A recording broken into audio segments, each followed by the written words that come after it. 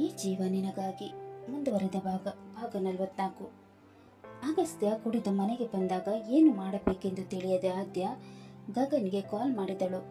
Call receive ಮಾಡಿದ ಅವನು, ಹೇಳು ಆದ್ಯ, ಯಾಕೆ ಇಷ್ಟೊತ್ತಲ್ಲಿ ಕಾಲ್ ಮಾಡಿದ್ಯಾ? ಬ್ರೋ, ಅಗು ಬಗ್ಗೆ ನನಗೆ ನಿನ್ನ ಜೊತೆ ಸ್ವಲ್ಪ ಮಾತಾಡೋಕ್ಕಿದೆ. ನನಗೂ ಕೂಡ ಅವನ ಬಗ್ಗೆ ಮಾತಾಡೋಕ್ಕಿತ್ತು, ನಾಳೆ ಮಾತಾಡೋಣ ಅಂತ ಸುಮ್ಮನಾಗಿದೆ. ಹೇಳು ಬ್ರೋ, ಏನು ವಿಷಯ? ಅಗಸ್ತ್ಯ 12 ದಿವಸದಲ್ಲಿ ನೇಹಳಿಗೆ ಪ್ರಪೋಸ್ ಮಾಡ್ತಾನಂತೆ. ಏನು ಹೇಳ್ತಾ ಇದ್ದೀರ ಬ್ರೋ, ಇದು ನಿಜಾನಾ? ನಿಜಾನೇ ಹೇಳ್ತಾ ಇದ್ದೀನಿ ಆದ್ಯ. ಅವಳು ಸರಿ ಇಲ್ಲ ಅಂತ ಹೇಳಿದ್ರೆ ನನಗೇನೆ ಬೈತಾನೆ. ನನ್ನ ಜೊತೆ ಫ್ರೆಂಡ್ಶಿಪ್ಪನ್ನು ಬ್ರೇಕ್ ಮಾಡ್ತೀನಿ ಅಂತಾನೆ ಹೇಳಿದೆ. ಇವತ್ತು ನನ್ನ ಜೊತೆ ಬರೋದು ಬಿಟ್ಟು ಅವಳ ಜೊತೆ ಹೋಗಿದ್ದೆ. ಅವಳು ಏನೋ ಪ್ಲಾನ್ ಮಾಡ್ಕೊಂಡು ಇವನ ಜೊತೆ ಲವ್ ಮಾಡೋ ಥರ ನಾಟಕ ಮಾಡ್ತಾ ಇದ್ದಾಳೆ. ಅದನ್ನು ಇವನಿಗೆ ಹೇಳಿದ್ರೆ ನಂಬಕ್ಕೇನೆ ರೆಡಿ ಇಲ್ಲ. ಅವನನ್ನು ಸರಿ ದಾರಿಗೆ ತರಲಿ ಏನು ಮಾಡಬೇಕು ಅಂತಾನೆ ಗೊತ್ತಾಗ್ತಾ ಇಲ್ಲ. ಹೌದು, ನಿನಗೆ ಅವನ ಬಗ್ಗೆ ಏನು ಮಾತಾಡೋಕ್ಕಿರೋದು? ಇವತ್ತು ಅಗು ಕುಡಿದುಕೊಂಡು ಮನೆಗೆ ಬಂದಿದ್ದ. ಮನೇಲಿ ಯಾರು ಇರ್ತಿದ್ದು ಒಳ್ಳೇದಾಯ್ತು, ಇಲ್ಲ ಅಂದಿದ್ರೆ ತುಂಬಾನೇ ಕಷ್ಟ ಆಗ್ತಾ ಇತ್ತು. ಅವಳು ಕುಡಿ ಅಂತ ಹೇಳಿದಕ್ಕೆ ಇವನು ಕುಡಿತಿದ್ದಂತೆ. ಅದೇನು ಮೋಡಿ ಮಾಡಿದ್ದಾಳು ಏನೋ, ಅವಳು ಹೇಳಿದ ಹಾಗೆ ಮಾಡ್ತಾನೆ. ಓ ಗಾಡ್, ನನಗೆ ನಂಬಕ್ಕೇನೆ ಆಗ್ತಾ ಇಲ್ಲ. ಯಾವತ್ತು ಕುಡಿಯೋದವನು ಕುಡಿದಿದ್ದಾನೆ ಅಂದ್ರೆ ಅವಳು ಕಂಪ್ಲೀಟ್ಲಿ ಇವನು ಬ್ರೈನ್ ವಾಶ್ ಮಾಡಿದ್ದಾಳೆ. ಈಗ ಏನ್ ಮಾಡ್ತಾ ಇದ್ದಾನೆ ಅವನು? ಅವನ ನಾನು ಮಲಗಿಸಿ ಹೊರಗಡೆ ಕೂತಿದ್ದೀನಿ. ಅಮ್ಮ ಮತ್ತು ಅಜ್ಜಿ ಬಂದಾಗ ಏನಾದ್ರೂ ಹೇಳಿ ಅವನ ಹತ್ರ ಹೋಗದಂತ ನೋಡ್ಕೊಳ್ಬೇಕು. 2 ದಿವಸದಲ್ಲಿ ಅವಳು ಏನಾದ್ರೂ ಮಾಡ್ಬಿಡ್ತಾಳೆ. ಇವನನ್ನು ಅವಳಿಂದ ಹೇಗೆ ರಕ್ಷಿಸಿದ್ ಬ್ರೋ? ನನಗೂ ಕೂಡ ಅದೇ ಗೊತ್ತಾಗ್ತಾ ಇಲ್ಲ ಆದ್ಯ. ಹೇಳೋ ಮಾತನ್ನು ಕೇಳಿದ್ರೆ ತಾನೆ ನಾವು ಏನಾದ್ರೂ ಮಾಡೋಕ್ಕಾಗೋದು. ಅವಳು ವಿರುದ್ಧ ಒಂದು ಮಾತು ಕೂಡ ಕೇಳಕ್ಕೆ ರೆಡಿ ಇಲ್ಲ. ಅವಳು ವಿರುದ್ಧ ಮಾತಾಡಬಾರ್ದು ಅಂತಲೂ ಕೂಡ ಹೇಳಿದ್ದಾನೆ. ಹಾಗಿದ್ದಾಗ ಏನು ಮಾಡೋಕ್ಕಾಗುತ್ತೆ, ನೀನೇ ಹೇಳು. ಹಾಗಂತ ನಾವು ಕೈ ಕೊಟ್ಟುಕೊಂಡು ಕೂರಕ್ಕಾಗಲ್ಲ ಅಲ್ವಾ ಬ್ರೋ? ಏನಾದರೂ ಮಾಡಲೇಬೇಕು. ಅವಳು ಸರಿ ಇಲ್ಲ ಅಂತ ನಾವು ಅವನಿಗೆ ತೋರಿಸ್ಕೊಡ್ಬೇಕು. ಅದು ಅಷ್ಟು ಸುಲಭ ಅಂತ ಅಂದ್ಕೊಂಡಿದ್ಯಾ? 2 ದಿವಸ ಇದೆ ಅಲ್ವಾ ಬ್ರೋ, ಪ್ರಯತ್ನ ಮಾಡೋಣ. ಇಲ್ಲಾಂದರೆ ಆ ದೇವ್ರ ಅವನನ್ನು ಕಾಪಾಡಬೇಕಷ್ಟೇ. ಸರಿ ಆದ್ಯ, ಪ್ರಯತ್ನ ಮಾಡೋಣ. ಈಗ ನೀನು ಅವನನ್ನು ಸರಿಯಾಗಿ ನೋಡ್ಕೊ, ನಾಳೆ ಕಾಲೇಜಲ್ಲಿ ಸಿಗೋಣ ಅಂತ ಹೇಳಿ ಕಾಲ್ ಕಟ್ ಮಾಡಿದನು. ಅಷ್ಟರಲ್ಲಾಗಲೇ ನೀಲಮ್ಮ ಮತ್ತು ಐಶ್ವರ್ಯರವರು ಕೂಡ ಮನೆಗೆ ಬಂದರು. ಆದ್ಯಳನ್ನು ನೋಡಿದವರು, ಚಹಾ ಕುಡಿದ್ರೇನಿಬ್ರು? ಹಾಂ ಅಮ್ಮ, ಇಬ್ಬರು ಕುಡಿದ್ವಿ, ಸ್ನ್ಯಾಕ್ಸ್ ಕೂಡ ತಿಂದ್ವಿ. ಹೌದು, ಅಗಸ್ತ್ಯ ಇಲ್ಲಿ? ಅವನನ್ನು ಕರೆದು ಇದನ್ನೆಲ್ಲ ಒಳಗೆ ಇಡೋಕೆ ಹೇಳು. ಅಮ್ಮ, ಇದನ್ನೆಲ್ಲ ಇಡೋಕ್ಕೆ ಅವನೇ ಹಾಕಬೇಕು, ನಾನೇ ಇದ್ದೀನಲ್ಲೋ, ನಾನು ಇಡ್ತೀನಿ. ಅವನಿದ್ದಾಗ ನೀನು ಯಾಕೆ ಇಡ್ತೀಯಾ? ಅಷ್ಟಕ್ಕೂ ಇದನ್ನೆಲ್ಲ ನಿನ್ನ ಕೈಲಿ ಎತ್ತಕ್ಕಾಗಲ್ಲ, ಅವನನ್ನು ಕರೆ. ಅಮ್ಮ, ಅವನಿಗೆ ತಲೆನೋವು ಅಂತ ಹೇಳಿದ್ದ, ಅದಕ್ಕೆ ನಾನು ಅವನಿಗೆ ಊಟ ಕೊಟ್ಟು ಮೆಡಿಸಿನ್ ಕೊಟ್ಟೆ. ಈಗ ಅವನು ಮಲಗಿದ್ದಾನಮ್ಮ. ಹೌದಾ, ಇರು, ನಾನು ಹೋಗಿ ಅವ್ನು ನೋಡ್ಕೊಂಡು ಬರ್ತೀನಿ ಅಂತವರು ಹೇಳಿದಾಗ ಅವಳಿಗೆ ಭಯವಾಗತೊಡಗಿತು. ಅಗಸ್ತ್ಯನ ಹತ್ತಿರ ಹೋದರೆ ಎಲ್ಲಿ ಅವರಿಗೆ ಅಗಸ್ತ್ಯ ಕುಡಿದಿರುವುದು ಗೊತ್ತಾಗುತ್ತೋ ಅನ್ನೋ ಭಯದಿಂದ ಅವಳು ಅವರನ್ನು ತಡೆದು, ಅಯ್ಯೋ ಅಮ್ಮ, ಅವ್ನು ರೆಸ್ಟ್ ಮಾಡಲಿ, ನೀವು ಅವನ ಹತ್ರ ಹೋಗಬೇಡಿ. ಯಾರು ಕೂಡ ಅವನ ರೂಮ್ಗೆ ಹೋಗಬಾರ್ದಂತ ನನಗೆ ಕ್ಲಿಯರಾಗಿ ಹೇಳಿದ್ದಾನೆ. ನೀವೇನಾದ್ರೂ ಈಗ ಅವನ ಹತ್ರ ಹೋದರೆ ಅವನು ನನ್ನ ಮೇಲೆ ಕೋಪ ಮಾಡ್ಕೊಳ್ತಾನೆ. ಅವನು ಊಟ ಮಾಡಿದ್ದಾನಮ್ಮ, ಮಲ್ಕೊಳ್ಳಿ ಬಿಡಿ, ನಾಳೆ ಬೆಳಿಗ್ಗೆ ಅವಳಿಗೆ ಅವನ ತಲೆನೋವೆಲ್ಲ ಹೊರಟೋಗುತ್ತೆ ಅಂತ ಹೇಳುತ್ತಾ ಅವರನ್ನು ಅಗಸ್ತ್ಯನ ರೂಮ್ಗೆ ಹೋಗದಂತೆ ತಡೆದಳು.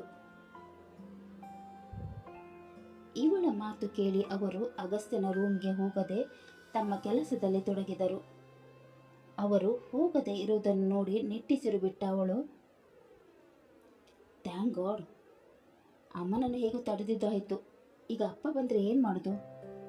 ಅಪ್ಪನಿಗೂ ಕೂಡ ಅಮ್ಮನಿಗೆ ಹೇಳಿದ ಹಾಗೆ ಹೇಳಿ ಅವನ ರೂಮ್ಗೆ ಹೋಗದಂತೆ ನೋಡ್ಕೊಳ್ಬೇಕು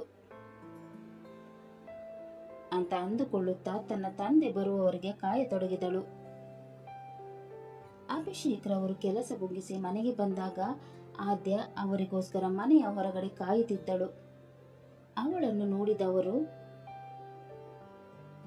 ಏನ್ ಪುಟ್ಟಿ, ಹೊರಗಡೆ ಏನ್ ಮಾಡ್ತಾ ಇದೀಯಾ? ಅಪ್ಪ ಏನಿಲ್ಲ, ನಿಮಗೋಸ್ಕರ ಕಾಯ್ತಾ ಇದ್ದೆ. ನನಗೋಸ್ಕರನಾ? ಏನು ಸಮಾಚಾರ? ಪಾಕೆಟ್ ಮನಿ ಏನಾದ್ರು ಬೇಕಿತ್ತಾ? ಹ್ಞೂ ಅಪ್ಪ, ನನಗೂ ಆಗೋಗೂ ಇಬ್ರಿಗೂ ಸೇರಿಸ್ಬಿಟ್ಟು ಕೊಡಿ. ಈ ವಿಷಯನ ಅಮ್ಮನಿಗೆ ಮಾತ್ರ ಹೇಳ್ಬೇಡಿ. ಎಲ್ಲಿ ಅವನು? ಅವನಿಗೆ ಬೇಕಾದ್ರೆ ಅವನಿಗೆ ಕೇಳಬೇಕಲ್ವಾ? ಅಪ್ಪ ಅವನಿಗೆ ತಲೆನೋವು ಅಂತ ಮಲ್ಕೊಂಡಿದ್ದಾನೆ. ಎಕ್ಸಾಮ್ ಟೆನ್ಷನ್, ಅದಕ್ಕೆ ತಲೆನೋವು ಬಂದಿರಬೇಕು. ಹೌದಾ, ನಾನು ಹೋಗಿ ಅವನ ಜೊತೆ ಮಾತಾಡ್ಕೊಂಡು ಬರ್ತೀನಿ. ಅಯ್ಯೋ ಅಪ್ಪ, ಅವ್ನು ಮಲ್ಗಲಿ ಬಿಡಿ. ಪಾಪ ಓದಿ ಓದಿ ತುಂಬ ಟಯರ್ಡ್ ಆಗಿದ್ದಾನೆ ಅನ್ಸುತ್ತೆ. ನೀವು ಅವನ ಬಗ್ಗೆ ಟೆನ್ಷನ್ ಮಾಡ್ಕೋಬೇಡಿ, ನಾನು ಅವನನ್ನು ನೋಡ್ಕೋತೀನಿ. ಅವನನ್ನು ಡಿಸ್ಟರ್ಬ್ ಮಾಡಬಾರ್ದಂತ ನನಗೆ ಹೇಳಿದ್ದಾನೆ. ನೀವು ನಾಳೆ ಬೆಳಿಗ್ಗೆ ಅವನ ಜೊತೆ ಮಾತಾಡಿ. ಸರಿ, ನಾನು ಪುಟ್ಟಿ ಹೇಳಿದ ಮೇಲೆ ಮುಗೀತು.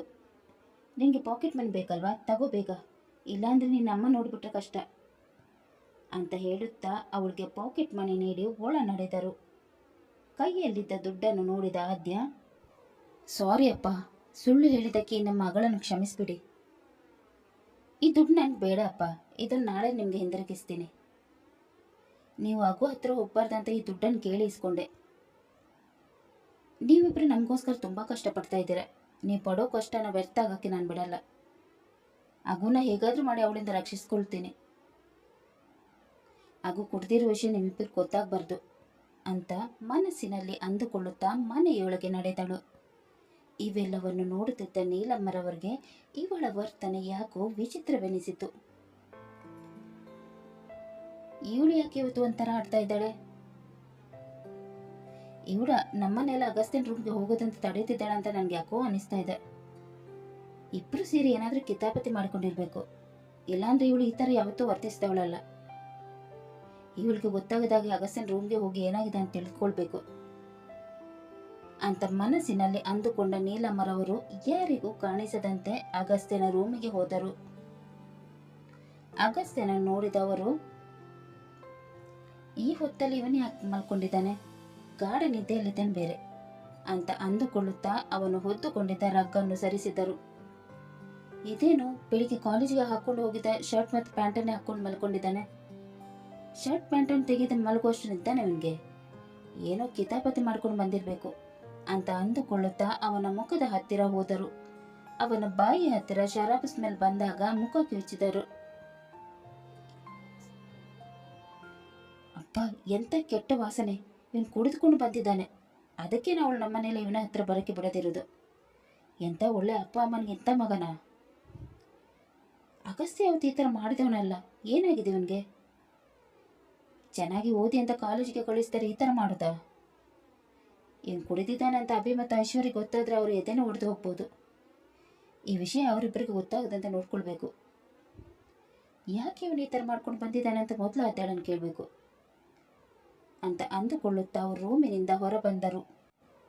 ರಾತ್ರಿಯ ಊಟ ಎಲ್ಲ ಆದ ಮೇಲೆ ಐಶ್ವರ್ಯ ಮತ್ತು ಅಭಿಷೇಕ್ ರವರು ತಮ್ಮ ಹಳೆಯ ದಿನಗಳನ್ನು ನೆನಪು ಮಾಡಿಕೊಳ್ಳುತ್ತಾ ಮಾತನಾಡುತ್ತಿದ್ದರು. ಐಶು, ಮೊದಲನೇ ಸಲ ನಾವು ಎಲ್ಲಿ ಭೇಟಿಯಾಗದಂತ ನಿನಗೆ ನೆನಪಿದೆಯಾ? ನೆನಪಿರೋದೇನು? ಆ ಕ್ಷಣನ ಯಾವತ್ತಾದ್ರೂ ಮರೆಯೋಕ್ಕಾಗತ್ತಾ? ಆ ದಿನ ನನ್ನ ಜೀವನದ ಸುಂದರವಾದ ಕ್ಷಣ. ನಿಮ್ಮನ್ನು ನೋಡಿ ಕೆಟ್ಟವ್ರಂತ ಅಂದ್ಕೊಂಡು ಬೈದ್ಬಿಟ್ಟಿದೆ. ಹೌದು, ಆಗ ಎಷ್ಟು ಬೇಜಾರಾಗಿದ್ದೆ ನೀನು. ಒಟ ಅಂತ ಎಷ್ಟು ಬೈದಿದ್ದೆ. ನನಗೆ ಋಷಿಗೆ ನಾಯಿ ಅಂತಲೂ ಬೈದಿದ್ದೆ. ಈ ಬ್ಯೂಟಿಫುಲ್ ಮೂಮೆಂಟಲ್ಲಿ ಅವನನ್ನು ಈಗ ಯಾಕ್ರೆ ನೆನಪು ಮಾಡ್ಕೊಳ್ತಾ ಇದ್ದೀರಾ? ಪಾಪಿ ಅವನು. ನಾವು ಇವತ್ತು ಈ ಥರ ಆಗೋಕ್ಕೆ ಅವನು ಕೂಡ ಕಾರಣ ಆಗಿದ್ದ. ನಿಮ್ಮ ಜೊತೆ ಚೆನ್ನಾಗಿ ಇದ್ಬಿಟ್ಟು ನಿಮ್ಮ ಬೆನ್ನಿಗೆನ ಚೂರಿ ಹಾಕಿದ್ದ ಅವನು. ಅವನ ಅಮ್ಮನ ಥರ ಆಗ್ತಾನೆ ಅಂತ ನಾನು ಕನಸು ಮನಸ್ಸಿನೆಲ್ಲ ಅಂದ್ಕೊಂಡಿರಲಿಲ್ಲ ಐಶು. ಅವರೆಲ್ಲರಿಂದ ನನ್ನ ಡ್ಯಾಡಿ ನನ್ನಿಂದ ದೂರ ಆಗಿಬಿಟ್ರು. ಕೋಟಿ ಕೋಟಿ ಆಸ್ತಿ ಇದ್ರೂ ಕೂಡ ನಾವು ಇವತ್ತು ಇಲ್ಲಿ ಪೈಸೆಗೂ ಪರದಾಡ್ತಾ ಇದ್ದೀವಿ. ಆದರೂ ನಾವು ಇಲ್ಲಿ ಬಂದಿದ್ದು ಒಳ್ಳೇದಾಯಿತು. ನಾವೇನಾದರೂ ಇಲ್ಲಿ ಬಂದಿರಲಿಲ್ಲ ಅಂದರೆ ನಾವು ಯಾರು ಕೂಡ ಜೀವಂತವಾಗಿ ಉಳಿತಾ ಇರಲಿಲ್ಲ. ನಮ್ಮನ್ನೆಲ್ಲ ರಕ್ಷಿಸಿ ಡ್ಯಾಡ್ ಪ್ರಾಣ ತ್ಯಾಗ ಮಾಡಿಬಿಟ್ರು. ಆ ಆಸ್ತಿ ಹೋದರೆ ಹೋಗ್ಲಿ ಬಿಡ್ರಿ. ನನಗೆ ನಿಮ್ಮ ಪ್ರೀತಿನೇ ದೊಡ್ಡ ಆಸ್ತಿ. ನೀವು ಇರಬೇಕಾದ್ರೆ ಆ ಆಸ್ತಿಯಲ್ಲಿ ಯಾರಿಗೆ ಬೇಕು? ಅಮ್ಮ ಇದ್ದಾರೆ, ನೀವಿದ್ದೀರಾ, ಇಬ್ಬರು ಮುದ್ದಾದ ಮಕ್ಕಳಿದ್ದಾರೆ, ಇನ್ನೇನು ಬೇಕ್ರಿ ನನಗೆ? ಈಗ ಹಳೇದನ್ನೆಲ್ಲ ನೆನೆಸ್ಕೊಂಡು ನಮ್ಮ ಮೂಡೆಲ್ಲ ಹಾಳು ಮಾಡ್ಕೊಳ್ಳೋದು ಬೇಡ. ಈ ನಿನ್ನ ದೊಡ್ಡ ಗುಣನೇ ನನಗೆ ಇಷ್ಟ ಆಗಿರೋದು ಕಣೆ. ದುಡ್ಡಿನಿಂದ ಹೋಗದೆ ನನ್ನ ಪ್ರೀತಿಯಿಂದ ಬಂದೆ ಅಲ್ವಾ, ಅದಕ್ಕೆ ನೀನಂದರೆ ನನಗೆ ತುಂಬ ಇಷ್ಟ. ನಾನು ಕೊನೆ ಉಸಿರಿರೋವರೆಗೂ ನಾನು ನಿನ್ನ ಜೊತೆ ಇರಬೇಕು, ಅದೇ ನನ್ನ ಆಸೆ. ನಾನು ಕೂಡ ನಿಮ್ಮ ಜೊತೆಗೇನೆ ಇರಬೇಕು. ನೀವಿಲ್ಲದ ಬದುಕು ನನಗೆ ಬೇಡ ರೀ. ಇಬ್ಬರು ಮಕ್ಕಳಿಗೆ ಮದುವೆ ಮಾಡಿ ಅವರಿಬ್ಬರು ಲೈಫಲ್ಲಿ ಸೆಟಲ್ ಆಗೋ ತನಕ ಬದುಕಿದ್ರೆ ಸಾಕು ರೀ. ಆಮೇಲೆ ಆರಾಮಾಗಿ ಜೊತೆಯಾಗಿ ಈ ಲೋಕ ಬಿಟ್ಟು ಹೋದ್ರೂ ಪರವಾಗಿಲ್ಲ. ಬಿಡ್ತು ಅನ್ನೆ, ಇಷ್ಟು ಬೇಗ ಯಾಕೆ ಸಾಯ್ಬೇಕು? ನಮ್ಮ ಮಕ್ಕಳಿಗೆ ಮದುವೆ ಮಾಡಿ ಅವ್ರಿಗೆ ಮಕ್ಕಳಾದ್ಮೇಲೆ ಅವ್ರನ್ನೆಲ್ಲ ನೋಡ್ಕೊಳ್ಳೋಕೆ ನಾವು ಬೇಕಲ್ವಾ? ಅದಕ್ಕೋಸ್ಕರ ಈಗ ಸಾಯ ಮಾತಾಡೋಕೆ ಹೋಗ್ಬೇಡ ರೀ. ನಮ್ಮ ಮಗಳಿಗೆ ಹುಡುಗ ಸಿಗ್ತಾನಲ್ವಾ? ಸಿಗೋದೇನು, ಅವಳಿಗೇನಾಗಿದೆ? ಅವಳಿಗೇನೂ ಆಗಿಲ್ಲ ರೀ, ಆದರೆ ಅವಳ ಹೈಟ್ ನಂತರ ಕಮ್ಮಿ ಇದೆ ಅಲ್ವಾ, ಅದಕ್ಕೆ ಕೇಳಿದ್ದು. ನಿನಗೆ ನಾನು ಸಿಕ್ಕಿಲ್ವಾ? ಅದೇ ಥರ ಅವಳಿಗೂ ಕೂಡ ಚೆನ್ನಾಗಿರೋ ಹುಡುಗನೇ ಸಿಗ್ತಾನೆ. ನೀನು ಅವಳ ಬಗ್ಗೆ ಚಿಂತೆ ಮಾಡಬೇಡ, ನಾನು ಅವಳಿಗೆ ಚೆನ್ನಾಗಿರೋ ಹುಡುಗನನ್ನು ಹುಡುಕಿ ಮದುವೆ ಮಾಡಿಸ್ತೀನಿ ರೀ. ಅಗಸ್ತ್ಯನ ನೋಡಿದ್ರಾ? ಅವನಿಗೆ ತಲೆನೋವು ಅಂತ ಅತ್ತೆ ಹೇಳಿದ್ಲು, ನನಗೂ ಕೂಡ ಹೇಳಿದ್ಲು. ಅವನು ನೋಡೋಣ ಅಂತ ಹೋದ್ರೆ ಹೋಗೋಕೆ ಬಿಟ್ಟಿಲ್ಲ ಅವಳು. ನನಗೂ ಕೂಡ ಹಾಗೇನೆ ಮಾಡಿದ್ಲಿ ರೀ. ಅವ್ನಿಗೆ ಯಾರು ಡಿಸ್ಟರ್ಬ್ ಮಾಡಬಾರ್ದು ಅಂತ ಅವನು ಹೇಳಿದ ಅಂತೆ, ಅದಕ್ಕೆ ಅವ್ನ ರೂಮ್ಗೆ ಹೋಗೋಕೆ ಬಿಡ್ತಾ ಇಲ್ಲ ಅವಳು. ಅವನು ಎಲ್ಲಿ ಬೈತಾನಂತ ಆ ರೀತಿ ಮಾಡ್ತಾ ಇರಬೇಕು. ಈಗ ಅವಳು ಮಲಗಿರ್ಬೇಕಲ್ವಾ, ಅವಳಿಗೆ ಗೊತ್ತಾಗದಂತೆ ನಾವು ಹೋಗಿ ಅವನು ನೋಡ್ಕೊಂಡು ಬರೋಣ. ಆಯ್ತು ರೀ ಅಂತ ಹೇಳಿದ ಮೇಲೆ ಅವರಿಬ್ಬರು ಅಗಸ್ತ್ಯನ ರೂಮಿನತ್ತ ಹೆಜ್ಜೆ ಹಾಕತೊಡಗಿದರು. ಕತೆ ಮುಂದುವರಿಯಿತು. ಅಗಸ್ತ್ಯ ಕುಡಿದಿರೋದು ಅವನ ತಂದೆ ತಾಯಿಗೆ ಗೊತ್ತಾಗುತ್ತೋ ಇಲ್ಲವೋ ಅನ್ನೋದನ್ನು ತಿಳಿಯಲು ಮುಂದಿನ ಸಂಚಿಕೆಯಾಗಿ ಕಾಯೋಣ. ಅಲ್ಲಿ ತನಕ ಈ ಕತೆ ನಿಮಗೆ ಇಷ್ಟವಾದಲ್ಲಿ ಲೈಕ್ ಮಾಡಿ, ಶೇರ್ ಮಾಡಿ ಮತ್ತು ಸಬ್ಸ್ಕ್ರೈಬ್ ಮಾಡೋದನ್ನು ಮಾತ್ರ ಮರಿಬೇಡಿ. ಹಾಗೆ ಕತೆ ಹೇಗಿದೆ ಅಂತ ಕಮೆಂಟ್ ಬಾಕ್ಸಲ್ಲಿ ತಿಳಿಸಿ. ಧನ್ಯವಾದಗಳು.